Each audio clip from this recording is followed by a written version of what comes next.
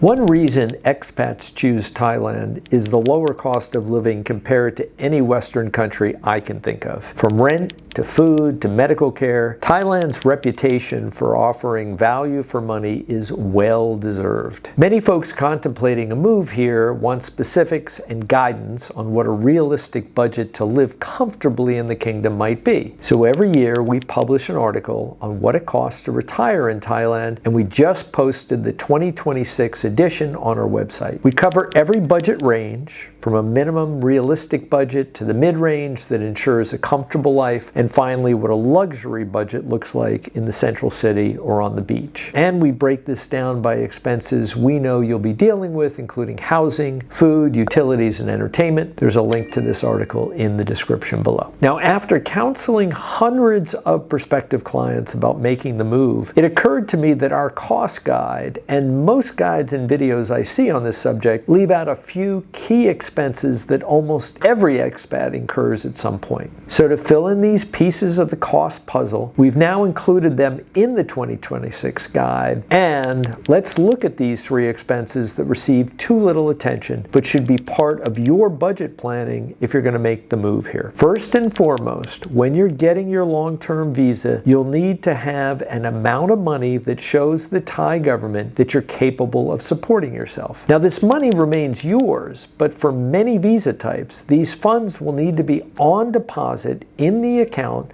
from 3 to several months. And the funds need to be immediately available in a checking or regular savings account rather than an investment or crypto account. So, for financial planning purposes, you'll need 800,000 Thai baht, or about 25,000 US dollars for a non-O retirement visa, 400,000 Thai baht, or about $12,500 for a non-O marriage visa, and 500,000 Thai baht, or about $16,000 for the destination Thailand visa. Again, these funds must typically be on deposit for at least 3 statement periods, but the money remains yours. Now, government fees for these visas are downright inexpensive. A 1-year non-O extension is just 1,900 Thai baht, and if you're planning to travel outside Thailand, annual multiple re-entry permits are 3,800 Thai baht. Finally, the government fee for the DTV visa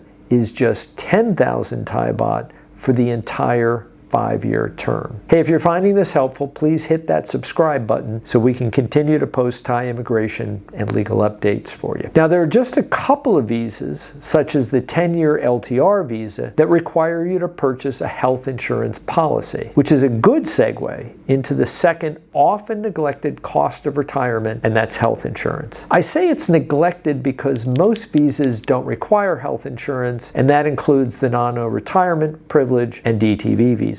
Also, many of us have either public or private health care coverage in our home countries, and for me that's Medicare. Now, I'm a big fan of my doctor in Los Angeles, but the question for those of us living thousands of miles or kilometers away from our home country is, can we get home if we require urgent medical treatment? For accidents and other exigent medical crises, the answer is likely no. So having at least an inpatient policy that will cover your time in hospital is worth considering. So if the biggest risk to wealth is health, what is the cost of mitigating this risk? Typically, an inpatient policy can run anywhere from several $100s to a few $1,000s per year. The premium cost will depend primarily on your age, deductibles, and coverage limits. For comprehensive policies that cover routine medical exams and outpatient services, the cost typically starts at about $1,500 to $4,000 or more. Now, 2 things to keep in mind. Premiums are usually paid upfront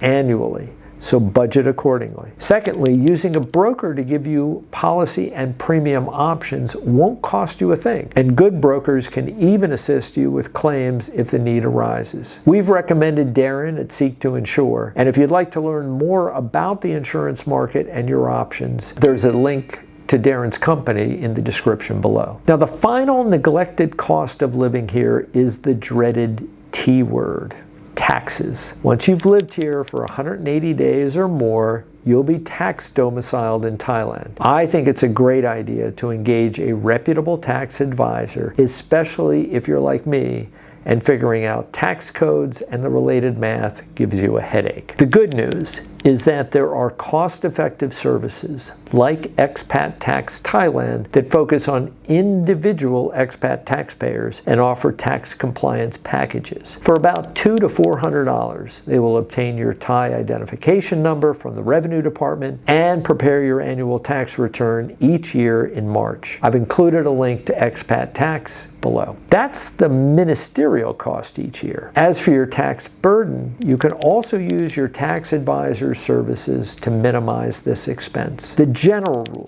is that only the funds you remit to Thailand from overseas are taxable, and most Western countries have double taxation agreements with Thailand. These double taxation treaties exempt certain types of income from tax here, such as pensions or Social Security income. You may also be credited for any tax already paid on the income you remit here, and you can receive a tax credit in your home country for the tax you pay in Thailand. Again, I've found that the services of a licensed and experienced tax representative is a great investment in ensuring you're not paying any more tax than is legally required. At bottom, living in Thailand will prove far less costly than any Western country I can imagine. The cost of housing and what value you get for your money alone will make a move here a big budget positive decision. And the range of what you spend here is in your control. Eat like a local, and you'll be delighted by both the quality of the food and the cost. Splurge on a steak dinner at Wolfgang's, and you'll not only enjoy great food and impeccable service, but you'll remember what you used to spend at your favorite New York steakhouse. Finally, as you calculate your budget here, please remember to include those less talked about expenses so your monthly budget is all inclusive. Hey, thanks for watching, and please hit the like and subscribe button